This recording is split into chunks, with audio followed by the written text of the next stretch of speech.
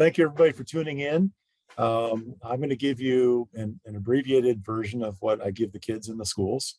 When schools give me up to 90 minutes, and Mr. Villarroel gave me 90 minutes to give my full program to his students, I think it has a really good impact with them. But I'll give you the basics of why I do what I do and why I'm worried about my own kids and why I'm worried about your kids. So I'll jump right into it and I'll start sharing my screen. And I'm trying not to do death by PowerPoint. But I am a retired DEA agent. I spent 31 years as a special agent for the United States Drug Enforcement Administration. Started when I was 23 years old here in San Diego. And in 1998, I went to Bolivia for 6 years and fought the cocaine wars in Bolivia. And then I came back to San Diego. And the experience in Bolivia really changed me. And I realized that we're not doing near enough in our country to curb demand and curb consumption. And then I discovered that my own kids weren't getting any prevention education in school, and DARE had been pushed out of the schools. That's a whole different conversation, but DARE's gone and it wasn't replaced with anything. So 15 years ago, I started going into schools with my own version of what I wanted my kids to know about drugs. And then by word of mouth, it spread. And this is around my 730th presentation in 15 countries. So I speak to any audience who will listen. I'm very grateful for you taking time out of your evening to join us. I show this picture in the schools. That is me when I was a young DEA agent. It's sad what time will do to somebody. But I recognize that when I stand in front of a group of 600 students at Rancho Buena Vista High School, they see an old bald white man that they don't think really has much to share with them about their reality. And I point out that even though I've never used an illegal drug, I did spend 31 years of my life since I was a very young man investigating the drug trade. And when you investigate drug trafficking, you inevitably see what drug abuse does to the individual, the family, the home, the school, the community, our country, and the broader world. So that's what I try to share with the kids. And I could have promoted DEA. I had opportunities to become an important guy, I guess. But I said no. I wanted to stay on the street. I wanted to keep arresting people. And this is a picture of me last year, just before I retired. And those are 100-pound methamphetamine seizures here in San Diego. And 10 years ago, if I seized 10 pounds of methamphetamine, that was considered a significant seizure. When I retired, I was seizing 100 pounds, 200 pounds, 500 pounds. And in my opinion, the cartels were laughing at us. I mean, what we do is important. I'm very happy I was a DEA agent. But the cartels have outsmarted us, and they're flooding the country with meth. No matter how much we seize in law enforcement, they're sending more so that your kids and my kids can be threatened with it. And as a retired, I came up with this rather sad assessment of the situation facing our kids. I mean, the drugs available to your children are stronger, cheaper, easier to get, and more socially acceptable than ever before. And I'll talk about that. And yet we as a society are not doing anything different. There is no national for drug prevention. And, I'm very grateful the County Office of Education gave me this opportunity, and I'm grateful to the Vista High Schools for using my services. And I'm hoping we can build like an annual relationship where I come in and get to work with the kids every year moving forward, because they need to get this information to save themselves. And in fact, the situation is so bad that I've almost gone away from calling it prevention education or drug abuse prevention. I'm calling it preventing chemical violence against our kids. I'm actually trying to prevent the chemical violence being inflicted on our kids. Just a recent headline. When I started in DEA, we were losing 10,000 Americans a year dying from drug overdose back in 1990. When I started teaching in the schools in 2007, I looked it up and it had risen to 37,000 a year. And that shocked me. And I naively, innocently assumed that our country wouldn't stand for it and that we would start conversations to do something differently. And for the last 15 years, as the number kept climbing, I would say, does it have to be 100,000 dead in a year before we care? And then sadly, in November, the stats came out and it was 105,000 in 12 months. And that news got about 2 days of headlines, and it did not generate any big change in our politics and change in our conversation. And so we're in a situation where we were losing 10,000 people a year, and today we're losing about 10,000 people a month. And yet we're still not changing how we operate and how we prepare our kids. Another hideous headline: a 13-year-old took fentanyl, a drug which I'll talk about, to his middle school, used it, and died. And that's pretty horrific. It gets worse because the police did an investigation and they found 100 baggies of it in his bedroom, and they found 40 baggies of it in the backpack he had brought to school. So your kids are going to school with other kids who are bringing this to school. And the drug that your kids may be offered isn't the drug they were offered 30 years ago. It's a drug like fentanyl, which can kill them the first time they take it. And they're not prepared. They don't know that. And in the middle of all this, our kids are in a massive mental health crisis. Hopefully this is not news to any of you, but this is another topic that we're not talking about nearly enough. Very, very scary where our kids are. The trend was already bad before COVID and the lockdowns. And I pay attention to this. There's a lot of articles, a lot of studies coming out saying that our kids are really dramatically much worse off emotionally and psychologically now than even they were a couple of years ago. And this is my philosophy. This is why I do these talks. If we pay attention to national politics and drugs, there's a lot of conversation about more police, more law enforcement, more DEA, more customs, try to seize the drugs. There's a lot of conversation about more rehabilitation and money. Let's try to save the poor people living in the slavery of drug addiction. And there's zero conversation about drug abuse prevention education in the schools. And of course, my philosophy is, why don't we educate the kids about the risks before they make the decision? I believe that some will listen. Now, my program is called I Choose My Future. It's not just say no. It's I choose my future with this little silly hand sign. But it's a powerful message for the kids. And I point out to them that they will make the choices that define who they become.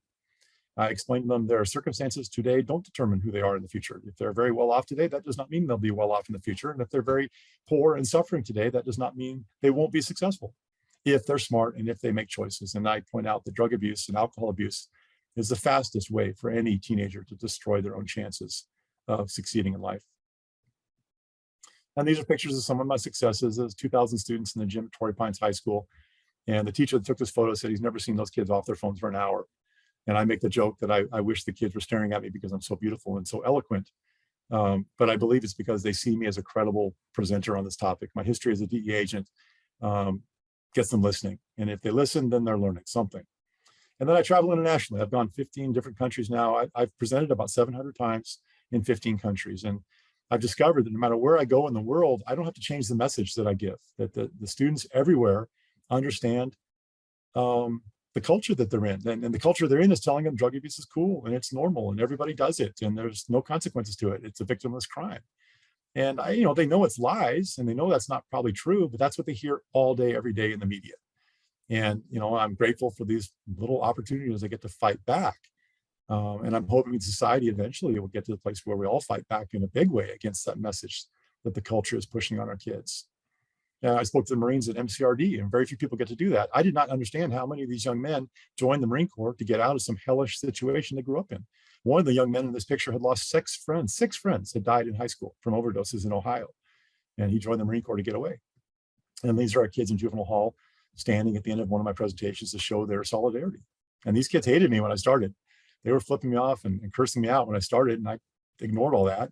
And I finished, and they stood to support what I'm doing because they've all suffered. All these young men in prison suffered from drug abuse in their childhoods, and it had a huge contributing factor to whatever led them to be locked up at 15 or 16. And one of the most important messages I give to your kids, and this is the first one I give, to the drug dealers, your children are not human beings. They're dollar signs. And sadly, we have a culture that praises the anti-hero, that often makes drug dealers out to be cool and interesting and funny people. But the reality is the drug dealers just want the money. And if the product they sell kills, they don't lose any sleep over it. And what they most want is for our children to become addicted. Because once our children accept the product and begin to use it and eventually become addicted, then they'll do whatever the drug dealer asks them to do. Sell their bodies, sell drugs, steal, whatever it takes. And I point out that this family in Tijuana taped heroin to their own baby to get it across the border, and they got caught. But if they're willing to tape heroin to their baby, how much concern do they really have for you if something bad happens to you if you use that heroin? And the kids understand this messaging. And then I think this may be the most important message for you as parents, and this is something we don't really talk enough about. The consequences of an adult using drugs, alcohol, marijuana, or the harder drugs, are different from a child, a teenager, because the teenage brain is growing. And this is so obvious, and we all know this, but we don't really discuss it enough in our culture. I mean, from 12 to 24 years old, the teen brain is growing dramatically. And of course, drugs and alcohol are just chemicals that we put in our bodies to change how the brain works. And so it's logical, and science is proving that when teenagers use drugs, They do change how the brain works. And of course, they alter how the brain grows. You can't change how the brain is working while it's trying to grow and not change how it grows. And it's not just me saying this. There's an amazing Dr. Ammon who does these brain scans that show blood flow in a human brain.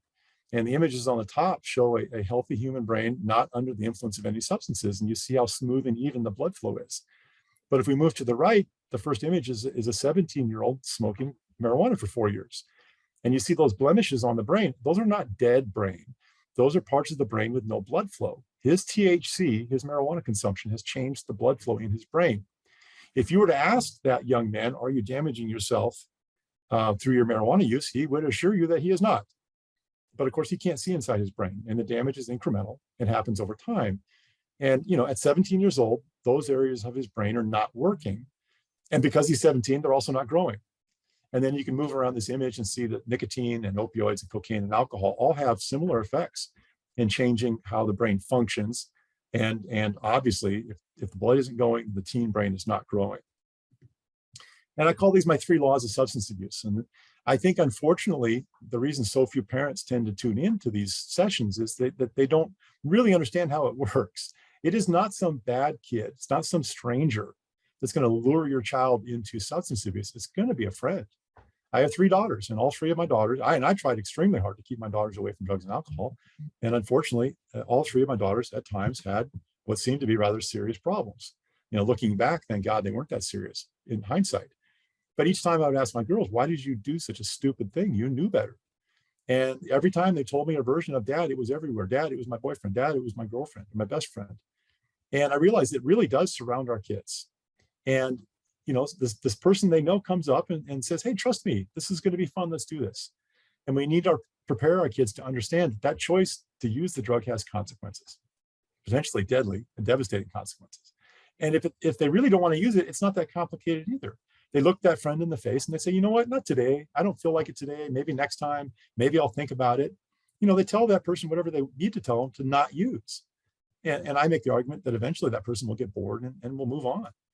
And some teenagers tell me they're afraid they'll lose their friends if they don't use drugs with them. And I make the obvious argument, if someone's going to abandon you as a friend because you don't make a choice that they want you to make, then they weren't your friend to begin with. And all the kids nod in my audiences because they understand this. My second law, and too many of you have experienced this, the people that become hardcore users, whether it's alcohol, weed, or the harder drugs, change in negative ways. My youngest daughter was 11 when she became a regular marijuana smoker at her best friend's house. I did not know that the family had a 17-year-old son and that they condoned marijuana use. And every weekend, my daughter would smoke marijuana that the little friend had stolen from her brother. And years later, when she was 17, we got in a big argument and I accused her of using drugs. And she explained to me that she didn't use drugs anymore. And I asked her why. And she said, Dad, I didn't like what it was doing to me. So God bless her, my own little daughter. I didn't notice it. I didn't think my daughter would do anything stupid like that. My own daughter at 12 was able to see that marijuana was changing her motivation and her personality, and she stopped. And her best friend didn't, and got pregnant and dropped out of school at 16. Anyway, the users suffer negative consequences. And then number 3, those negative consequences never, ever, ever just affect the user. And I make the point that it might be funny to be around a drunk or someone who is drunk. It might be funny to be around someone who is drunk at a party. It's not fun living with a drunk. It might be funny to be around someone stoned on marijuana at the party. It's not funny to live with a stoner.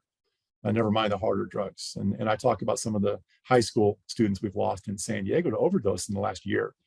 And, I asked your kids, so who else was affected by that? And they'll say their friends, their classmates, the teachers, the family, right? So every young person we lose to this impacts many, many more people than just themselves. And going back to the mental health crisis, I really think this is what's driving our drug problem in our teenagers. We have more teens than ever living with anxiety, with depression, with low self-esteem, with bad body image, with bullying, with teenage stressors that are really pretty severe. And they carry those around with them, hiding them from the world. And they go to the party and they use that socially acceptable party drug, and they discover that while they're high, they don't feel anxious or bullied or depressed. They feel popular and strong and funny while they're under the influence. But of course, after a few hours, the body clears that poison out and all those negative feelings come right back. And I think we have too many kids who return to that party drug to hide from life. And they they lie to themselves and they say they're doing it for fun, but what they're really doing is self-medication with these very potent drugs. And anybody who self-medicates long enough will become addicted. Some people become addicted immediately. Some people, it takes a while. But anybody who continually assaults their brain with these chemicals will change how the brain functions, and they'll fall into addiction. And the smartphones are an atrocity for what they've done to our kids. I'm addicted to mine too. But my daughters are kind of the first generation, I think, that really lived with these things growing up. And I wish I could go back and do some things differently when it came to the phones. I didn't understand. And one piece of advice I give to all of you who are listening: if I could go back and change anything about raising my kids, the first thing I would change would be take their phones at night, 9 o'clock, 10 o'clock at night. Just take the phones. I didn't realize that one of my daughters would log back in and compare herself negatively on Instagram every night. When I was unaware of it. But of course, it's changed how our kids communicate. It's changed how they deal with their issues. And you are no longer able as a parent to keep the outside world out of your home. I am old enough to know a world where when my dad locked the door at night, I was safe from the outside world. He could sleep at night knowing I was locked away from the outside world. But with smartphones, that's all changed. Your kids are never safe from the outside world. And the internet and the social media is full of predators. It's full of people trying to take advantage of our kids through those devices. And your children are seeing things and going places on the phones they're not telling you or anybody else about. And they're having, just like my daughters, and they're having to figure out on their own. And it's a challenging time for them and for us. I'm not a big fan of statistics. Liars lie and figures lie as well. But like I said, we had 10,000 dying when I was a baby DE agent, 100,000 dying when I retired. And I realized years ago, if I throw a big number at kids, it's just a number. So I created this video to show them what it actually means. So the video you're going to see now is a bunch of people who died from overdoses. You'll see their name, the age they died, and the drug or drugs that killed them. And I ask your kids to watch this and ask themselves if it was worth it.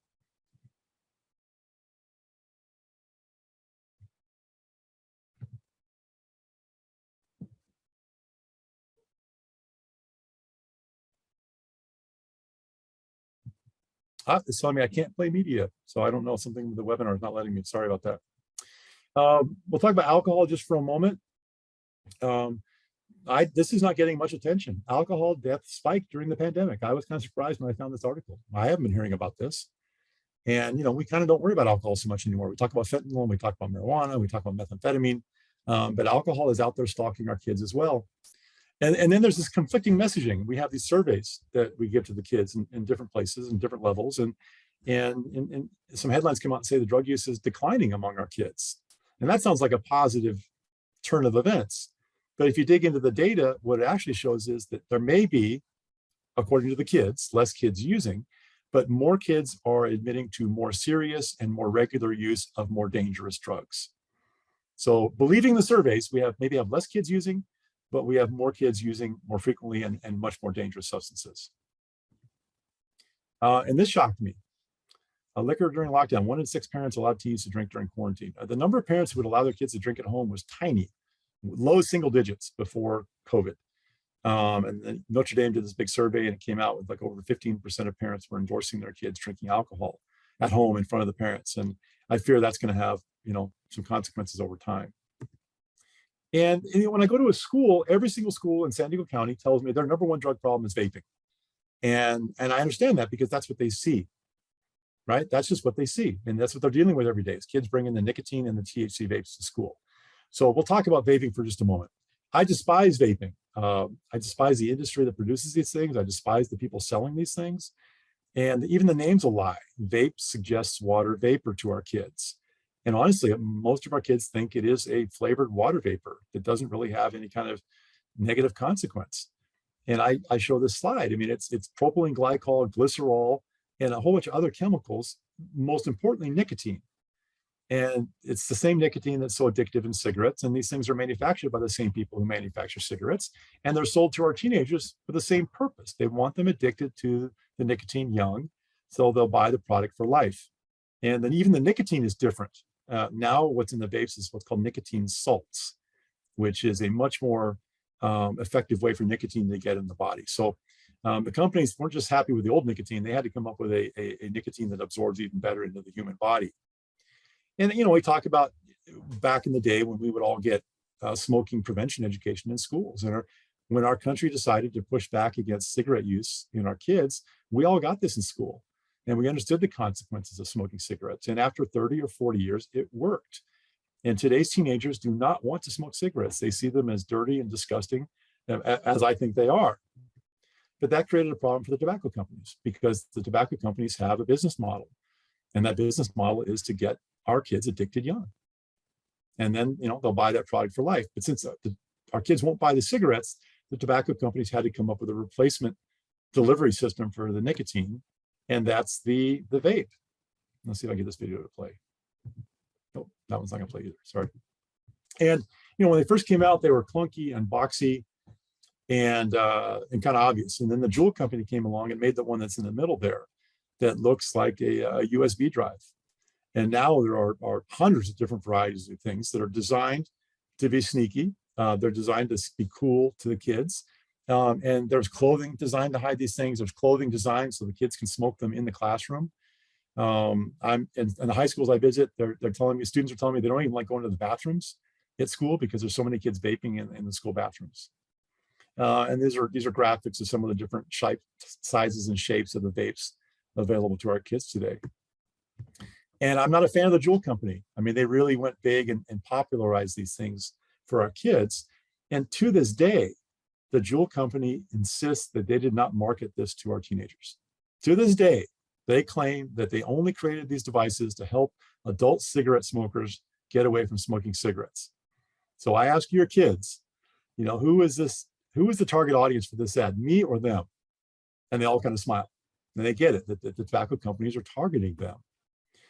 These are x-rays. The x-ray on the left is of a healthy human, no substance in the lungs. The x-ray on the right is of a guy in San Marcos 3 years ago who filled up his lungs with that vape mixture of propylene glycol and all the other chemicals and almost died from it. And it took months for the doctors to get that liquid out of his lungs.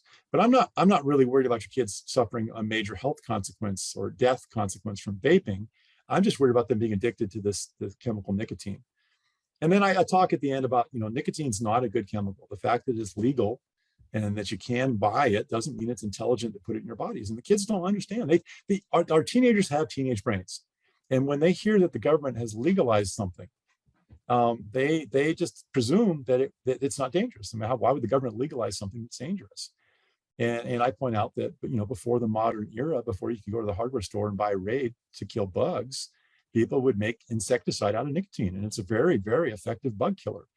And these are some of the commercial poisons that you can buy with just nicotine. So I asked the kids at the end of this section, I said, look, next time you see that cool kid vaping, acting like they're just the coolest kid on campus, ask yourself, is it really all that cool to be sucking on a vaporized insecticide that can get you addicted?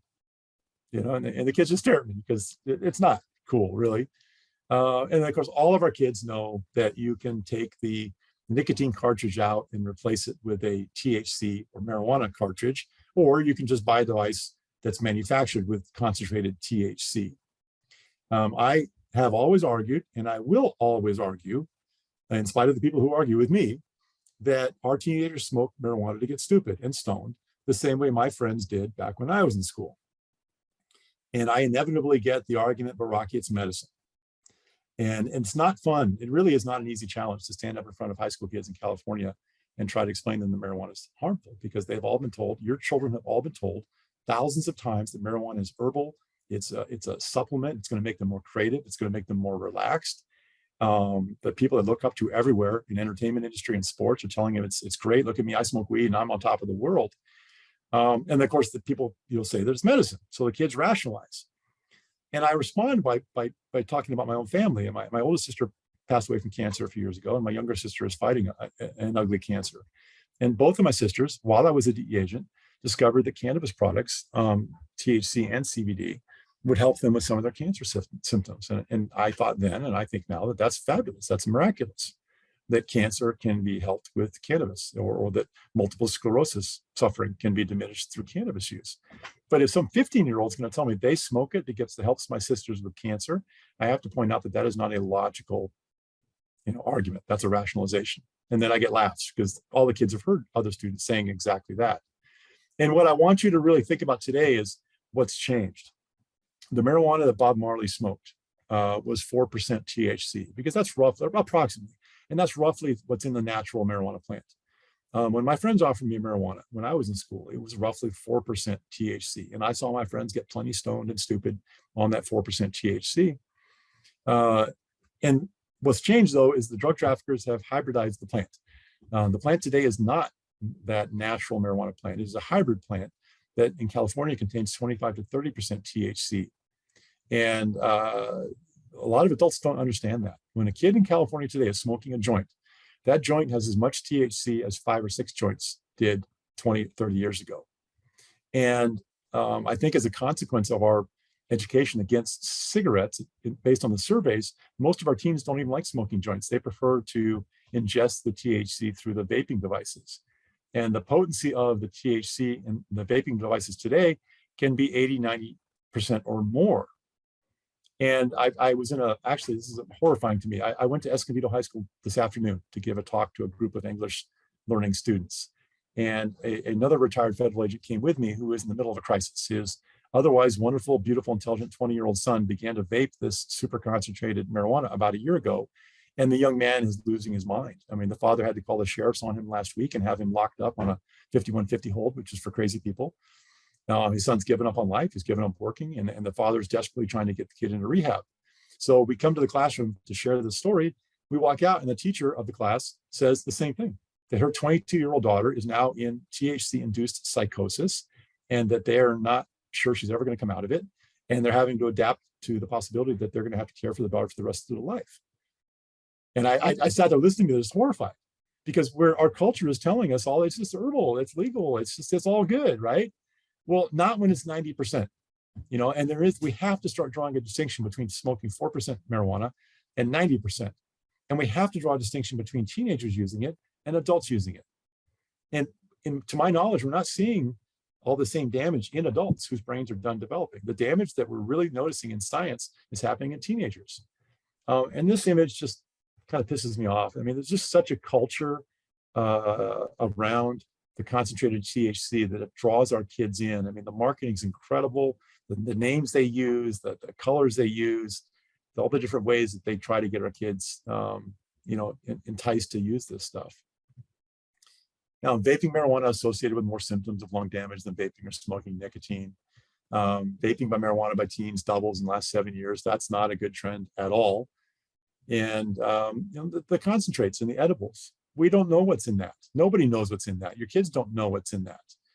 And when they eat these things, they have no control over how much THC they're ingesting. Back in the day when my friends would smoke joints, they could smoke a joint and have a rough idea of how much they were ingesting. That's gone. You don't know how much THC you're taking in when you're vaping it, and you don't have any idea how much THC you're taking in when you're eating the edibles. I'm not happy with the American psychology and psychiatry professions. I can't remember the last time I heard some prominent psychologist or psychiatrist on TV warning our families about the addiction from marijuana. I hear a lot of silence from them. Yet in their manual, the DSM-5, they call it cannabis use disorder, just like they call it cocaine use disorder and methamphetamine use disorder. And obviously marijuana is not as addictive, thank God, as some of those other drugs. But when you have potentially millions of teens smoking the stuff and the super concentrated, you don't need that big of a percentage to become addicted to have a significant problem. And then our National Institute on Drug Abuse suggests that up to 17% of our teens who start smoking this become addicted. And just like those two loving, beautiful parents that I was listening to today, a marijuana addiction that, Rocky, is just marijuana, has destroyed their families, just destroyed their lives. These people are in their 50s and looking forward to enjoying a retirement and having successfully raised their kids. And their kids, based on what they're telling me, self-destructed because we are wantonly encouraging our youth to use these concentrated THC products. Years ago, I used to talk to drug rehab centers, and they told me that their centers were full of families desperately trying to get the kids off marijuana. And then, science is studying the long-term consequences, and they're discovering in young adults, people in their 20s and 30s, who smoked a bunch of marijuana as teenagers, that there are significant changes in the brain, smaller brains, lower IQs, and dramatic increases in schizophrenia, neurosis, and other mental disorders. I mean, the people that write for Scientific American aren't big fans of the DEA, and yet we're given the same, red flags here you know, but we're not preparing our kids. So my mission with DEA and now with the County Office of Education is to get in front of any audience that will listen to me, to share this message, you know, in the belief that some percentage of the kids, you know, they all have to hear the information. They cannot unhear what I share with them. And having heard this information, that some percentage of them will be a little bit less likely to you know, offer themselves up to the harm. And then here's some recent headlines that I discovered. Cannabis use in pregnancy may lead to more anxious, aggressive child. Cannabis use in pregnancy linked to greater autism. Cannabis in pregnancy, increased risk of preterm birth. None of those headlines actually surprise me. What really upsets me, how many babies have been born damaged by marijuana for scientists to be able to study them, to produce these studies. And I've read this before. We have a huge percentage of our young moms now, pregnant moms, who have been told that marijuana is not even a drug and are smoking it early in pregnancy. And I don't care how big a marijuana advocate somebody is. If they're not willing to admit that marijuana is a very powerful psychoactive drug, then there's no point in talking to them. It is a powerful psychoactive drug. It has no place in a fetus developing inside its mom. You know, and these images, you know, people today like the science. Well, this is the science backing up what I'm saying 100%, showing the damage in young people who are using these substances. But, you know, at the end of my conversation about marijuana, you know, I recognize that our kids, many of them, based on however old they are, have already used it, or they certainly have been around friends who use it and seem to be fine. They live in a culture that tells them it's normal and it's good. And it's the challenge to break through that. So I don't attack it head on. I tell them that if they think I'm lying, and I'll say the same thing to you, if you're curious, please do this Google search. Because I tell the kids in my assemblies, if you don't believe me, Google it, teen brain damage marijuana, and read some of those scientific articles written by doctors and scientists. It's not Rocky's blog. And I tell the kids, you know, if you read some of the scientific articles backing up what I'm saying and you still want to smoke it, that's on you. But at least it'll be an informed decision. And these are just some of the signs to look for. I don't like to give out these signs because every human is different. Some people could be a heavy marijuana user and not show any of these signs. I mean, the biochemistry is crazy and different in each of us. But these are generally signs that you would look for. And what I do tell parents today, though, if you do have strong suspicions that your child is a substance abuser, based on the drugs that are available to the kids today, based on the destruction of these two 20-somethings that I heard about this afternoon, I'm encouraging parents not to treat it as a minor problem. I know that Vista High Schools have an excellent counseling program, and I always tell parents, if you have even the smallest suspicion that your kid has gone down this road, don't ignore that. You know, reach out to the counselors at the school, ask them for resources, ask them for support. Do not ignore this problem. I've met too many parents whose kids are dead from overdose, you know, who either thought they could deal with it on themselves, for I don't know why they chose to deal with it themselves, and they regret it now. So I'm encouraging you not to. As difficult as those hard conversations are with your kids, we can't let them go too far down this road. And then for me, the biggest drug threat facing our schools is not vaping. Vaping is what the schools see. For me, the biggest problem that our schools have is they're full of kids who are ignorant of the threat of fentanyl and are potentially willing to take the fake pill that a friend offers them at the party.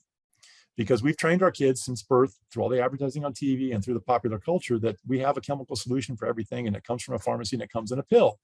So when they're at the party and some friend offers them what looks like a Xanax or a Vicodin or an Adderall, their guard is down. They look at it, it looks real. They think, well, it came from a pharmacy. My dad gets prescribed it. My grandpa gets prescribed it. I mean, how dangerous could it be? And today it's deadly dangerous. You know, and the opioid that was famous when I was young, and it's still famous, is heroin. And even my friends who used drugs would never use heroin. I mean, everyone understood back then, that's a dead end drug. You don't want to go there. And we did not have in the United States 30 years, 40 years ago, a significant population of teenagers using heroin. But the pill epidemic changed all that. Purdue Pharma and OxyContin changed that forever. Many, many years ago, I was giving a public presentation, probably 14 years ago in San Diego, and a man walked in the back and he raised his hand and said, "Rocky, what's this heroin that comes in a pill?" And I scoffed and I said, "Ha ha ha, heroin doesn't come in a pill." And I was an idiot. I was ignorant because he was talking about OxyContin. And I did not know at that point that if you ground up and snorted or burned OxyContin, you would get a heroin-like high. But you know, shortly after that, I did discover that. And I spent 10 years of my career going after people dealing pharmaceutical pills. But as I was chasing the prescription drug dealers, something even more dangerous happened. The cartels in Mexico saw all the money Americans were willing to spend on those pills, and they decided to get in the business. But instead of going to the trouble to get legitimate prescription drugs, they began to manufacture their own. And that's the nightmare situation that we're in today that's killing so many young people. These pills that looked like they came from a pharmacy did not. They were made in a drug lab in Mexico. They were seized at the border coming up from Tijuana to be sold in San Diego as legitimate prescription drugs. But instead of containing the medicine that's supposed to be in them, they contain this hideous drug, fentanyl. And to give you an idea of how powerful fentanyl is, the experts say that it'll give you the same effect on the body as heroin. It's just 50 times stronger. And that little amount of fentanyl on the penny on the left is enough to overdose and kill me. And I weigh almost 200 pounds. And we have kids much, much smaller than I am taking these fake pills at the parties. And of course, when something is that potent, even the smallest mistake in the dosing will kill the user. And I'll tell the kids, this is my most important slide for them to pay attention to. This is why these pills from Mexico are so dangerous.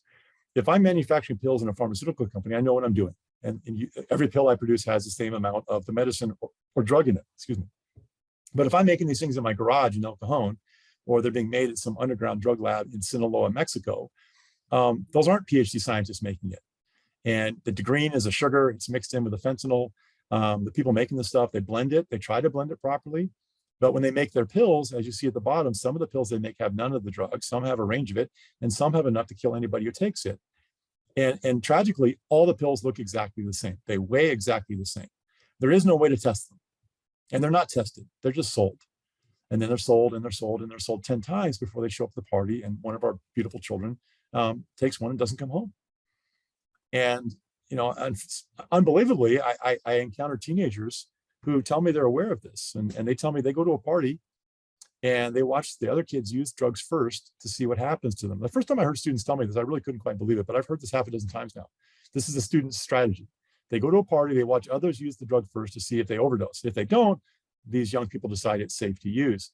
And I have to explain that's a bad logic, because they could see people using those first 4 pills and be getting away with it, but that doesn't mean that they or their girlfriend or boyfriend or little brother won't reach in the bag and pull out the pill that will kill anybody. And this is where San Diego is, and it's not good. It is not good at all. For most of my DEA career, we would average around 350 overdoses a year total. And you look at this chart and you see where fentanyl started coming in from Mexico big time, 2016, 2017, 2020, and 2021, 800 some. And experts are telling me we're probably going to get closer to 1,200 this year, just from fentanyl. And we still have a bunch of methamphetamine overdoses and polydrug overdoses that add on top of that. And I'm still waiting for our society to react and go time out. We got to do something different with our kids. I don't know how bad the problem has to get before that happens. But in the meantime, we're out trying to educate the schools that will let us come in. This is just a tragic story. This young father was a fentanyl abuser in California. And I'm sure, like all the others, he believed he could handle it, and he could until the day he couldn't. So he overdosed at home, died on the floor. His 13-month-old son was perplexed why dad wasn't moving. Went over, tried to wake his dad up, and dad didn't move. So the kid got agitated. At some point, touched the father's face, got some of the fentanyl on his own fingers, the baby touched his own lips, and he succumbed to a fentanyl overdose next to his father. And I make the point to the kids in the schools, this young dad never dreamt he'd kill himself, with his own drug use. And he certainly never dreamt he'd kill his own son with his drug use. But that's the world that our kids are living in. These are drugs we seized in San Diego. This is what we thought it was. This is what the drug dealers told us it was when we seized it. And this is what our DEA laboratory in Vista found out was in those drugs. One of my very good friends in DEA is a chemist at our DEA lab.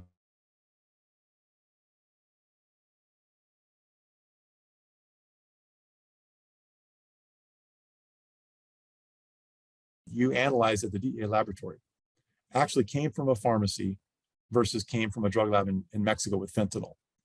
And his answer was, Rocky, I can't remember the last time I analyzed a pill that came from a pharmacy.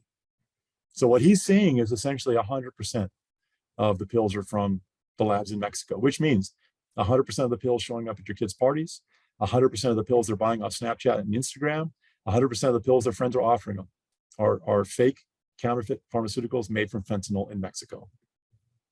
A young guy took 10 pills to a party in Sacramento, killed 10 of his friends. And we're encouraging all the schools to have Narcan on campus. Narcan is an amazing chemical that will or can counteract an opioid overdose. It won't help with a methamphetamine overdose or a cocaine overdose, but it will help with a fentanyl or heroin overdose. And we're encouraging schools to have this because if they have a student succumb to this, they can administer the Narcan and maybe give the kid a little bit more chance while you're waiting for the paramedics to arrive. And the reason I do these presentations is I believe in your kids. And I tell them that I believe in them, and I need them to believe in themselves. It doesn't matter what I believe in them, right? They need to believe in themselves enough to respect their brains and their emotions and their physical and well-being.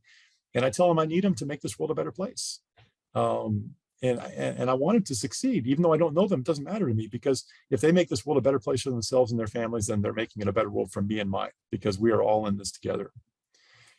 These are some really, really good internet resources if you want to take a screenshot at some of these websites. I really believe that the anti-drug, anti-smoking conversation has to happen at home. If I get into a school, it's for 90 minutes during a year. And your kids are getting this message telling them drug use is cool all day, every day. And my advice to parents is that you don't just look at this yourself and you don't send your kids to do it. Sit down with your kids, go to these websites and review them together and engage in conversation and try to make yourselves a safe place for your kids to have this conversation. One tip that I did as a parent that worked for me, I told my daughters when they were teenagers and began to go off to parties and things, I said, look, if you're ever somewhere that you just need to leave, you just text me 911 and the address, and I will be there, no questions asked. And 2 or 3 times I got those calls at 2 or 3 in the morning, and I went and picked my kids up with no question. And I don't know if they were just testing me or there actually was something going on, but I did not want my kids to feel trapped in a situation of somebody pushing, a potentially deadly drug on them. And that's my contact information. And I'll try to answer any question that someone has. If any of you have family that are struggling with this and you want referrals to people who can help, I know a bunch of really good people. I personally will speak to any community group that will have me, any club, any church, any school that will listen to this message. I'll find a way to deliver it. So with that, I'll stop my presentation and I am open to taking any questions that you might have.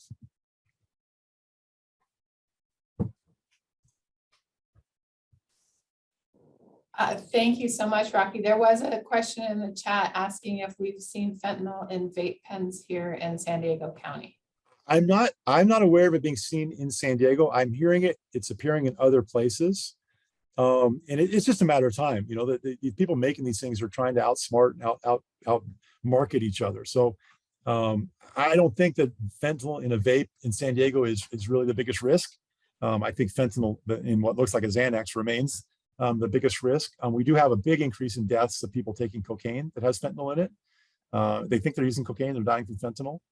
I'm hearing that some fentanyl users are adding meth to it because they somehow think that by having meth with the fentanyl, they won't have the overdose. So there's a lot of insanity going on there. But no, I don't really think the biggest threat right now is vaping fentanyl. And when I'm talking to the kids, I try to keep it real. I don't want to exaggerate, the threat, because I don't want to lose credibility with them. I try to keep it I try to meet the kids where they are and their understandings of this stuff. And we were going to show that short video at the beginning of the session, but I think it's a great tie-in now. We have a 4-minute animated video that is on a website that we'd like to share and use that hopefully will leave all you parents out there with some hope and inspiration of, just like Rocky mentioned, 10 simple things you guys can do together as a family to discuss this issue and help make sure your kids stay safe and make good decisions. As parents, it's our job to protect our kids and keep them safe. 90% of Americans with a substance use disorder began using substances before the age of 18. Here are 10 things you can do to help keep your kids safe from addiction. 1. Talk early and often. Talk early and often with your kids about the risks of using alcohol and drugs. This isn't a one-time chat, but an ongoing conversation that will change over time. Talking about addiction can be hard. Take some time to think about your own relationship to substances and whether your family has a history of addiction. If you have a drink in front of your kids, that's an opportunity to explain the differences between adult and adolescent brains and why it is so important for them to delay substance use until their brain is fully developed. 2. Support healthy activities.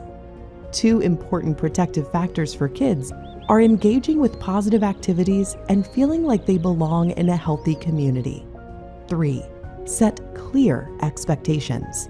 A critical element in preventing the development of a substance use disorder is delaying the age of first use while the adolescent brain is still developing. Make clear to your kids that they are not to use any substance until their 20s. 4. Establish consequences. Be clear and consistent about what the consequences of substance use would entail for your child. 5.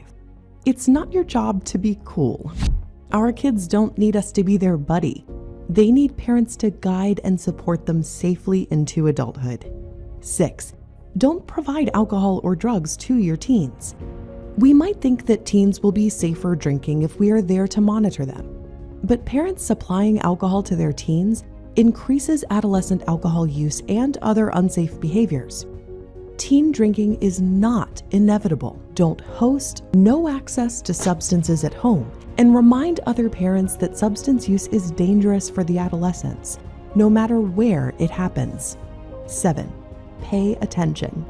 Stay involved in your kids' lives even as they become more independent.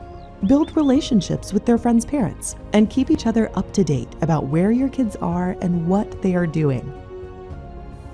Tell other parents that your kid is not to use substances under any circumstance and ask about their house rules. 8. Make time for your child. As you nurture your child's passions outside of the home, don't forget to carve out time for family. Quality time with loved ones has a lasting positive impact on kids. And building a healthy relationship with your child now makes it more likely that if they begin to struggle, they'll feel comfortable coming to you for help. 9. Prioritize sleep. Getting a good night's sleep is critical for mental and physical health, especially during adolescence. Make sleep a priority in your household. Over time, a lack of sleep can lead to serious health conditions and increase a person's risk for addiction. 10. Intervene early. If you think that your kid may be struggling with substance use, don't wait to get help. Science tells us that the earlier a person is treated for a substance use disorder, the better their outcomes, and that treatment works even if a patient isn't feeling ready. Worried about your substance use or that of a loved one? Call 833-301-HELP for free, compassionate, and confidential support. Together, we can solve this. Join us.